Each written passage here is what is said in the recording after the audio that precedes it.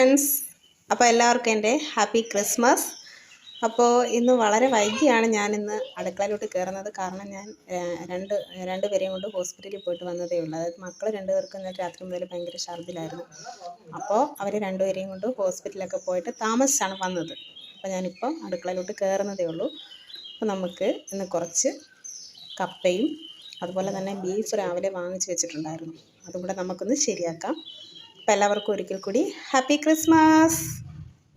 അപ്പോൾ കപ്പ ഞാൻ നല്ലതുപോലെ ഒന്ന് വേവിച്ച് ഉടച്ചെടുത്തിട്ടുണ്ട്. ഇത് നല്ലതുപോലെ വേവുന്ന കപ്പയാണ് കേട്ടോ. പിന്നെ ബീഫിൻ്റെ കാര്യം പറയുകയാണെങ്കിൽ ബീഫ് എല്ലാം കൂടെ കുക്കറിലാണ് വേവിച്ചെടുത്തത്.